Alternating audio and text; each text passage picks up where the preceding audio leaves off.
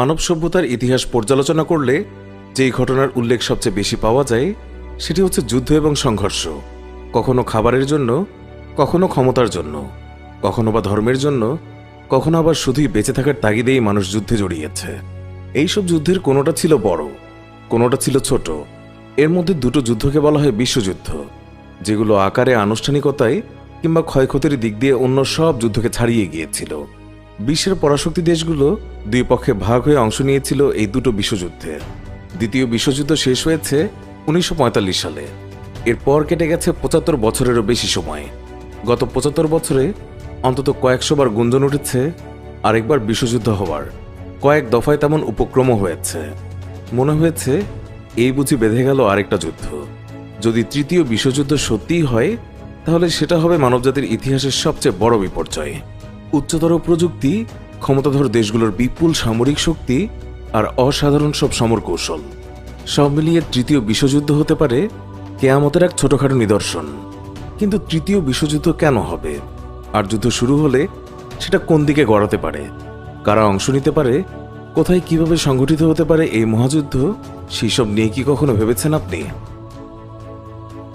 60-এর দশকের আমেরিকা এবং সোভিয়েত ইউনিয়নের শীতল যুদ্ধের সময় কিংবা আরব ইসরায়েলের যুদ্ধের সময়ও বিশ্বযুদ্ধের সংখ্যায় পড়েছিল পৃথিবী। কিন্তু প্রতিবারই কোনো না কোনোভাবে রক্ষা পেয়েছে আমাদের এই পৃথিবী। কিন্তু বারবার তো এইভাবে বাঁচা যাবে না। কোনো একদিন ঠিকই বেজে উঠবে সেই যুদ্ধের দামামা। কিন্তু কেন হবে এই যুদ্ধ? হতে পারে বড়সড় কোনো রাজনৈতিক ব্যক্তি বা কোনো দেশের প্রেসিডেন্টের খুনের মাধ্যমেই শুরু হলো যুদ্ধটা। গোপন তথ্য ছিনতাইয়ের কারণেও বেঁধে যেতে পারে যুদ্ধ, কিংবা মূল্যবান কোনো খনিজ পদার্থের জন্যও পরাশক্তিগুলো মেতে উঠতে পারে লড়াইয়ে। এগুলোর মধ্যে একটি সম্ভাবনা উড়িয়ে দেওয়ার মতো নয়। 1945 সালের পর থেকে পৃথিবী অনেকগুলো যুদ্ধ দেখেছে। ভিয়েতনাম যুদ্ধ, আফগানিস্তান যুদ্ধ, ভারত পাকিস্তান যুদ্ধ, বাংলাদেশের মুক্তিযুদ্ধ, বিভিন্ন দেশের গৃহযুদ্ধ।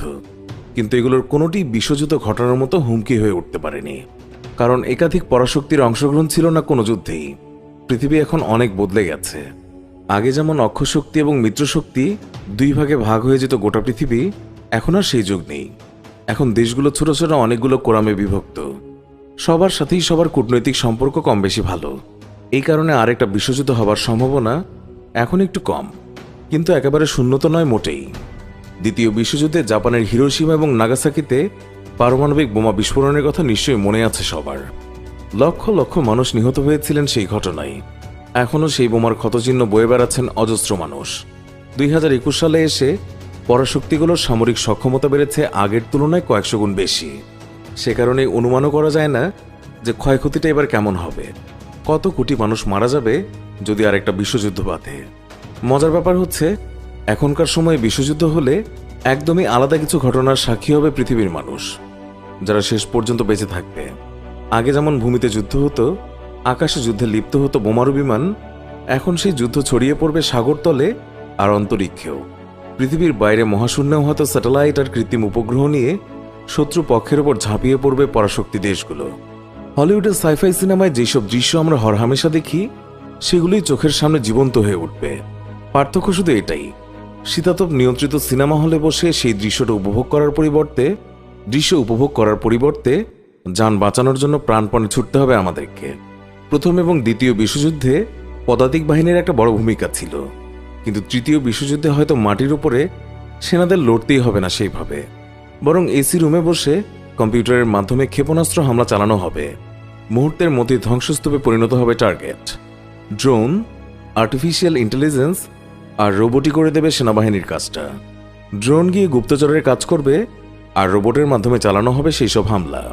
আবার এমনও হতে পারে লক্ষ লক্ষ প্রাণহানি ঘটে মানবিক যে বিপর্যয়ের আশঙ্কা করা হচ্ছে, সেরকম হয়তো কিছু ঘটবেই না। হ্যাকিংয়ের মাধ্যমে সীমাবদ্ধ থাকবে তৃতীয় বিশ্বযুদ্ধ। পাওয়ার গ্রিডের কন্ট্রোল, খনিজ সম্পদের দখল কিংবা শত্রু দেশের রাষ্ট্রীয় ব্যাংকের নিয়ন্ত্রণ নেওয়াটাই হবে আগামীর সমর কৌশল। আর বারবার যে খনিজ সম্পদের কথা বলা হচ্ছে, সেই সম্পদের অন্যতম উপকরণটা কি জানেন? সুপেয় পানি। হ্যাঁ, তৃতীয় বিশ্বযুদ্ধ সংঘটিত হতে পারে কেবলমাত্র খাবার পানির জন্যই। অবিশ্বাস্য হলেও কিন্তু এটাই সত্যি। তৃতীয় বিশ্বযুদ্ধ এখনও যে পৃথিবীতে হয়নি, সেটার একমাত্র বড় কারণ হচ্ছে হিরোশিমা এবং নাগাসাকির নিউক্লিয়ার অ্যাটাক।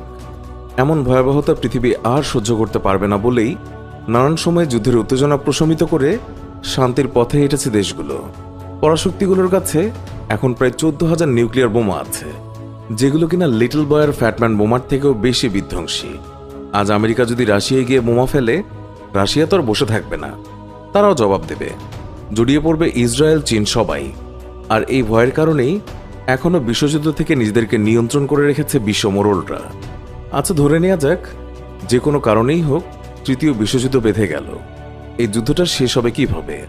হিটলারের মৃত্যুর মাধ্যমে দ্বিতীয় বিশ্বযুদ্ধের সমাপ্তি হয়েছে। এবার কি হবে?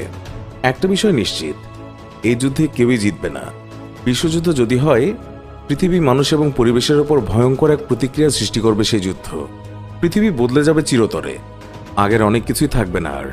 কিন্তু আশার বিষয় একটাই, দেশগুলো এখন অনেক বেশি বিচ্ছিন্ন। দুটো দেশের মাঝে যুদ্ধ বাঁধলে সেখানে অন্যরা দর্শক হিসেবেই থাকে, নিজেরা আর জড়াতে চায় না আগের মতো।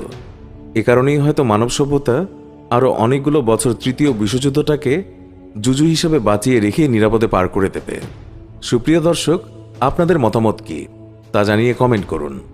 ভিডিওটি ভালো লাগলে লাইক দিন, আর এখনও আমাদের চ্যানেলটি সাবস্ক্রাইব না করে থাকলে এক্ষুনি সাবস্ক্রাইব করে পাশে থাকা বেল আইকনটি ক্লিক করুন। এতে করে আমাদের নতুন ভিডিও পাবলিশ হওয়া মাত্রই আপনার কাছে ভিডিও নোটিফিকেশন পৌঁছাবে। এতক্ষণ ধরে ভিডিওটি দেখার জন্য অনেক অনেক ধন্যবাদ। এখনকার মতো বিদায় নিচ্ছি।